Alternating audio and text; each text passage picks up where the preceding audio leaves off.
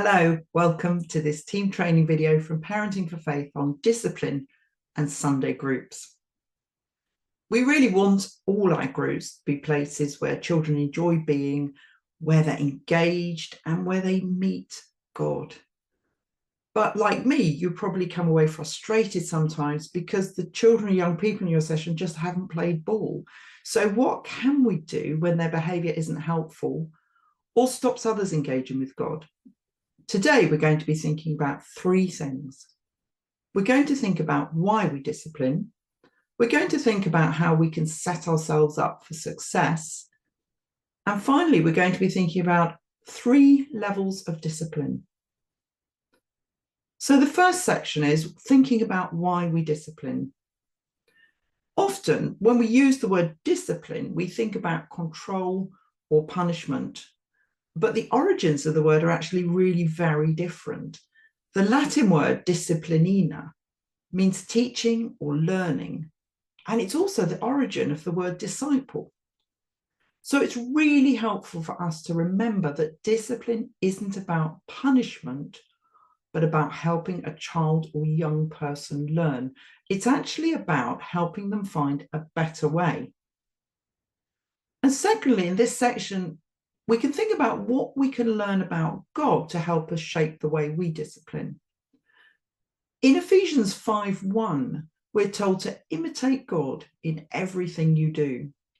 So knowing how God relates to us is important as we think about how to discipline the children and young people in our care. And there's two things. The first is that God is love, and that love determines how he relates to us. He's patient with us. He works hard to stay connected to us, and he's always ready to forgive us. And the second thing we know about God is that he's not a God of control. God longs for us to follow him, to find his way to do things, but he invites us to choose to do that and doesn't force us. These things help us understand how to discipline well. Finally, in this section, we're going to think about some of the reasons children and young people misbehave. There are multiple reasons why behaviour may not be what you want it to be, and it's really important to realise that not all poor behaviour is bad behaviour. So the first one is boredom. I'm sure, like me, you can remember the feeling of being bored in a lesson at school and how hard it is to stay engaged with what's going on if you are bored. Children and young people who are bored won't behave or engage very well. Some children are attention seekers, and it may just be because they love the limelight, but others may be attention seeking because they receive very little attention elsewhere in their lives. And some may be seeking your attention because they need reassurance that they are safe in this environment. Some children will just struggle with the group itself, and this may result in behaviour that is poor or doesn't conform. Some may find the noise overwhelming. Some may become overstimulated by a group. Some may just be overwhelmed. If children feel controlled, they may not respond very well. If they're in an environment where they feel they have no choices, they may well behave negatively. Some poor behaviour will not be intentional at all. If a child or young person have additional needs, they may find the structures difficult to manage or managing themselves hard. They may come in feeling tired or ill. They may be upset because a pet's died or things are tough at home. All these feelings will impact their behaviour in the sense that it impacts how they engage with you and the session. And finally, there will be poor behaviour because kids are just kids and will be easily distracted, love jumping on each other, and want to gain the approval of their peers, and will make immature choices. In other words, poor behaviour is to be expected in our sessions. But the good news is, as we're going to find out next, that with some thought and planning, most of these situations can be averted or minimised. In our second section, we're going to think about how to set ourselves up for success. You may well already have a behaviour policy or a reward system or something like that that you use in your group. But whatever you use, it's really important to start with prioritising good relationships with the children and young people in your session, because the better and more consistent relationship you have with them, the easier it will be to discipline them. But most of us won't see the children or young people in our group every week or even that much. So what can we do to build good relationships with them when we're there? Well, the first thing to do is to get to know them as much as you can during your session. It's always a good idea to build in a little bit of time for chatting when it's not structured, so you can just have those conversations. It might be over drinks and biscuits or as children arrive. Get to know their names, build relationships and have conversations about what's going on in their lives. Invite them to get to know you a little bit. Try to remember the things that they told you last time.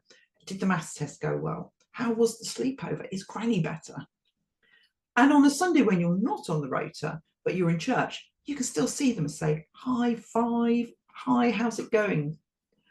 Also, really try to build good relationships with the parents or carers of the children or young people you work with, because that gives them the confidence and trust in you to be able to share with you things that will help you look after their child well. For example, that Elsie's gran is ill this week, or that Tim had a really hard time at school yesterday and is struggling. And then work out a rota that gives as much consistency as possible. Sometimes we may be only on the rota once a month, but might it be possible to change that so you do 2 weeks in a row and then have 3 weeks off or something like that? Or could it be that you're always with the same group of 5 children, so you're not scattered across? So you increase the opportunities as much as you can to get to know the children well. Because when you have good relationships with children or young people, it means that any discipline comes from a place of relationship rather than anonymous authority. The second thing we can do is to set the room up well. Children and young people are experts in being distracted and distracting others. So if you've got a squishy sofa in the room, you can guarantee there'll be a race to sit on it. Or if there's a piano, someone will bash it at some point. You can remove a lot of those distractions by setting things up well. So think back to a typical session in your space, your room, wherever you meet. Is there anything about the room itself that causes distraction? It might be a favoured seat or a big toy. It could be that you've got balls or things out for the game later on in the session. If these things are distracting, think of a way that you maybe could cover them up or remove them until you need them. As the children or young people arrive, you will have somebody greeting them at the door, but also have somebody in the room ready to engage with them straight away and stop the mad rush and stop them milling around, have chats with them. If you have one of these sessions where there's a staggered start, maybe children arrive over a period of 10 minutes, it might be a good idea to have an activity set up so that they're not just hanging around, they've got something proactive to do. During your session, is there a place where a child or young person who's overwhelmed or who simply isn't ready to take part can go and sit and be safely? Maybe a den or an area designated in the room where a child or young person know that if for whatever reason they're struggling, they can remove themselves. And finally, think about where your team is sat.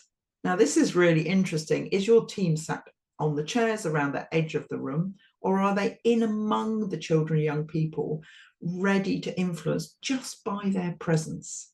These little changes will remove some of the opportunities for distractions. And finally, think about the session itself. We've got a video in this series called How to Plan a Sunday Session, which will help you work out your session well. It'll think about things like children's ages and concentration spans, about their abilities. It'll help you ensure that your session is a good fit with them.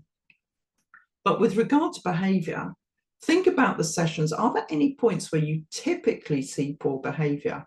It might be during a transition from one activity to another. It might be movement between rooms. It might be during the talk. It might be as they play the games and they're waiting for their turn. Think too about where do they engage best when they're sitting? Are they sitting around tables, or do they engage better sat in a circle on the floor? Have a think about your session and work out what you can do to make changes which would help. And of course, always pray in advance about your session, your plans for the session, and the children and young people who will attend. In this third section, we're going to talk about 3 levels of discipline. It's really helpful to know how to jump in when you see poor behaviour. The first level is really stopping poor behaviour pretty much as it starts. There's a lot you can do to prevent or stop poor behaviour almost immediately. The first is to think about really giving clear instructions. I might say, time for the story, or I could say, we're going to have the story in a minute. Turn around, face me, come and sit down, thumbs up when you're ready. You can also give children warning in advance. Say the rule is in your session that nobody goes to the loo during the prayer time. 5 minutes before, you can just say, just a warning, 5 minutes before prayer time, if you need to go to the loo, go now. The next thing is to think about using your body to stop poor behaviour. Children and young people generally know what's expected of them and how to behave. So eye contact, raise one eyebrow if you can, a shake of the head, shrug of the shoulders, usually is enough just to say to them, I can see what you're doing, it's time to stop.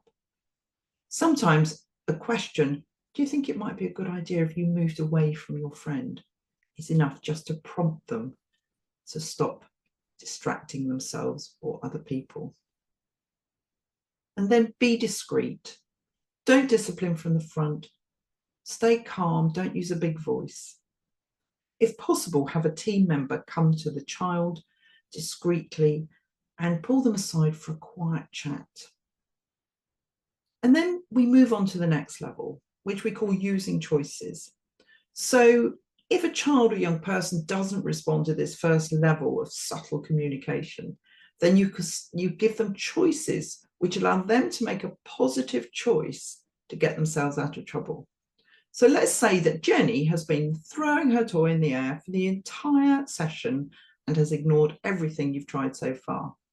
So have a quiet word with her and offer her two choices, both of which will get you what you want. So you might say, for example, your toy is really distracting you. Would you like me to look after it? Or would you like to put it in your bag? For somebody who's wriggling during quiet time, you could say, oh, I can see you're a bit wriggly. Would you like to come and sit with me and listen? Or would you like this fiddle toy to help you concentrate and stay quiet? For someone who's been annoying another child, you might say, it's not fair to annoy Kezia. So would you like to go back to mum in church, or would you like to stay here but move to another group? All of these choices have the desired effect of changing the behaviour, but the important thing is that the child is in charge of the choice. The lovely thing about disciplining in a church group is that you can invite God into the situation as one of the options. So you could suggest that a child chooses to take some time out to chat and catch with God about what's going on. Or if they're upset or unable to do this, you could offer to pray with them. We have a link on the handout to a training session on the website about how to do prayer ministry with children and young people really simply and really effectively in a way that enables them to engage with God directly. Knowing the children's situation, as we've spoken about earlier, will help you shape the choice as well. Say Mina's been really irritable with the other children, but you actually know that things are very, very tough at home at the moment. So your choices might include, do you want to chat and catch with God about things? Or would you like to spend some time on your own in the den? And lastly, we're going to think about dealing with really tricky situations. And sometimes, despite your best efforts, a child or young person won't respond to the choices you've presented to them. And in this situation, you can explain that because they won't make a choice, you will make the choice for them. This might be spending time in the den until they're ready to join in again, or giving me the toy and I will look after it for you until the end of the session. But even then, a child or young person may still refuse to accept the choice. And although we really want everyone to stay in the session, if a child or young person simply refuses to be disciplined, the best option for them, and probably for everybody else in the room, is that they go back to their parents or carers in church. In such a case, you can simply explain again that because they won't make a choice, you will make the choice for them, that they are going back to their grown-up. Do make sure that you've got a way to communicate this to the parent or carer, that you need them to come and get their child or young person, because it's not your job to escort the child or young person if they don't want to leave. Of course, there will sometimes be times when everything escalates very quickly and you might have a fight or a meltdown. If that happens, you must always act to protect the children, the young people in your care, and act within your own church's guidelines. If you have children or young people in your group with additional needs that mean they may act impulsively or may find it hard to conform, do ask their parent or carer for information on their needs and the strategies that are used at home or school. And we have more about that in our training video on including everyone. So that's it. A quick introduction to our way of disciplining in Sunday groups. Think about why we discipline, set yourselves up for success, and understand the 3 levels of discipline.